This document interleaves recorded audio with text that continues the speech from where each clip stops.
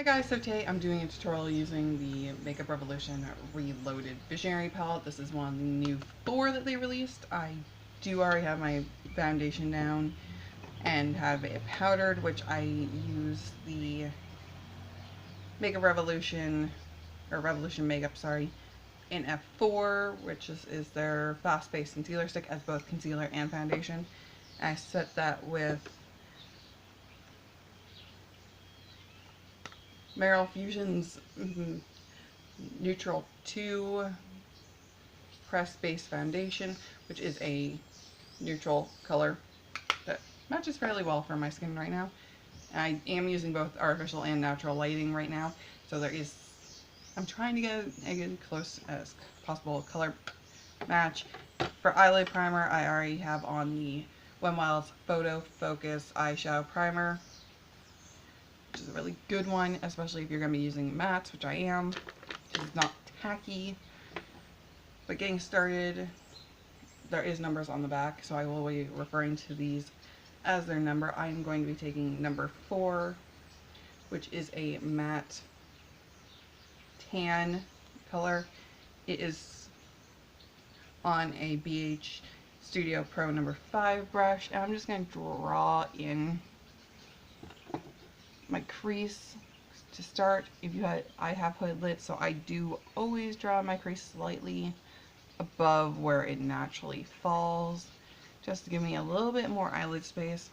Also bring down my eyelid. I have really small space between my eyelids and my eyebrows, so kind of fills in that little spot, and it is warm, so excuse me if I'm sweating. Unfortunately, that's a human thing, biological thing that has to happen, which is silly. These lights are warm. Well, I'm trying to make more of a round shape to my eyes, just because I find that is more appealing than the shape that I already have, which is more, it's not a really almond shape, it's a really wide at the end and really deep set in the center. So I'm trying to slightly push back the corners of my eyes a little bit farther while bringing out the center of my lids, just so I get a little bit more symmetry. Also, I wear glasses, so it really pushes everything back farther because of my prescription. On a number 7 BH Studio brush, which is a flat shader brush, I'm going to say that's number 12, which is a sparkly lilac purple. This palette only really, I would not say this is a completely purple palette. I would say this is a neutral palette with a slight pop of purple. People are claiming this is a dupe to the Norvina palette, which this palette was out before the Norvina palette, but there was some sneak peeks of the Norvina palette out when this was launched. It's not exact, but I'm putting that on the inner third of my lid just to start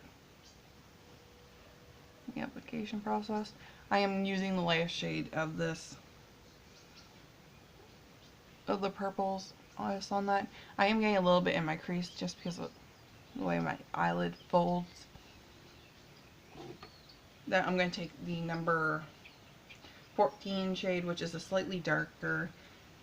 It's not as shimmery glittery as number 12, but it's slightly darker than the number 12 shade. I find purples are they look good on okay, that just happened. They look good on everybody, but it seems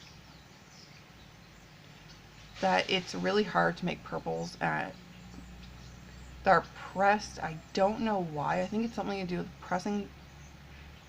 The chemicals are the ingredients are used to press these, that these get really, really wonky. Whereas, as well as they look, it's hard to transition them from the pan to the eyelid. Like, it looks this color looks so different in the palette than on the skin, which is unfortunate because it's a lovely purple in pan. And I'm just like, what is going on? This takes a while to build up. This is a sheer purple. You could just do a very sheer application of this, but I'm one of those people that really likes pigment.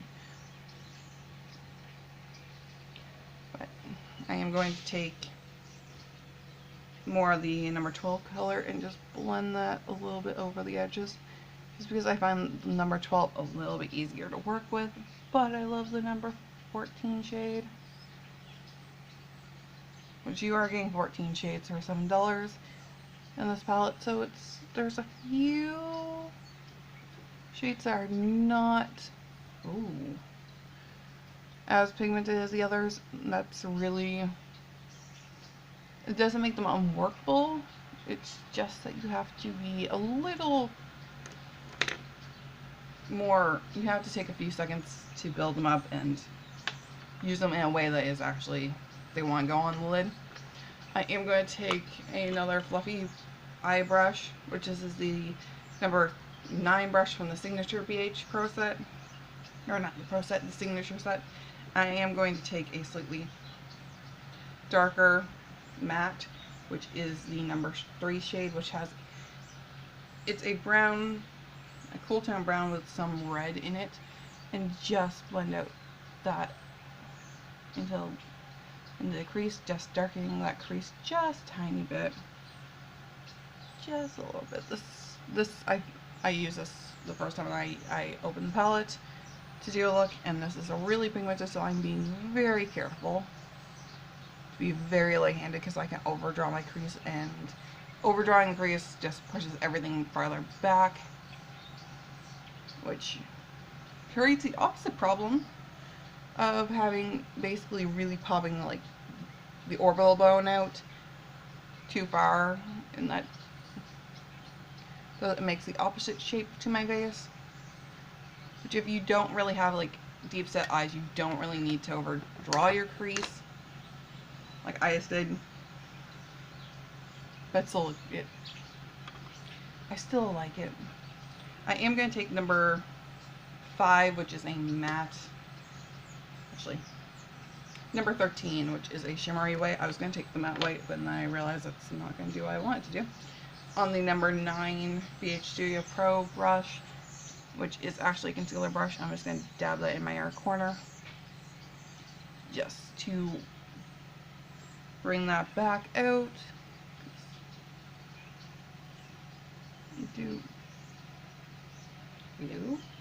Camera rebalance, thank you. That moment when there's so much light in this room that like overexposes itself. Woo!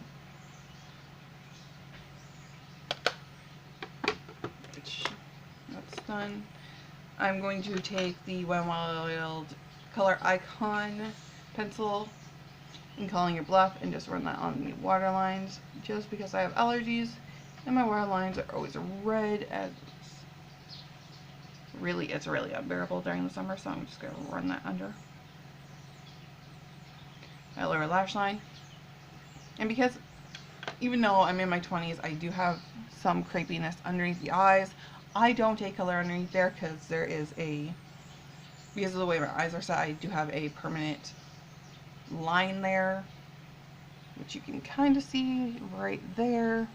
It's gathering concealer right now because I don't think I set it correctly or set it enough, but eyeshadow just gathers in there, and really I don't want to do that.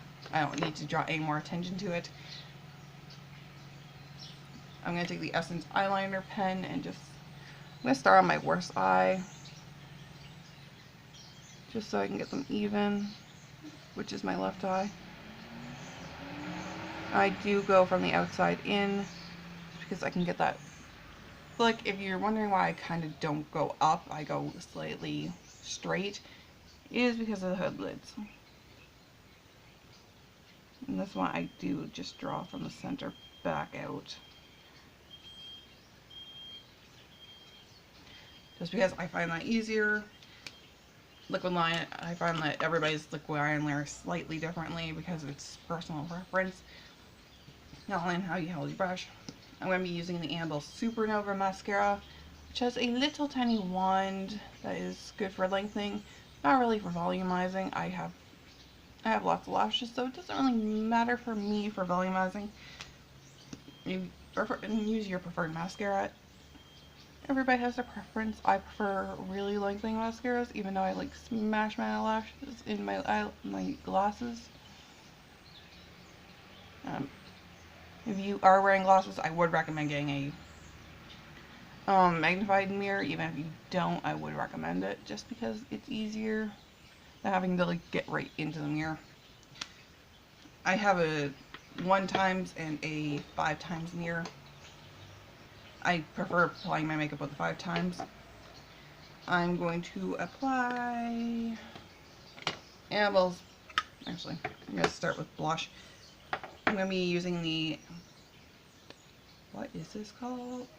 Merrill Fusion's Blonde Bronzer in the Bronzer Duo, which has a blush and a highlighter / bronzer. I'm just going to use the highlighter.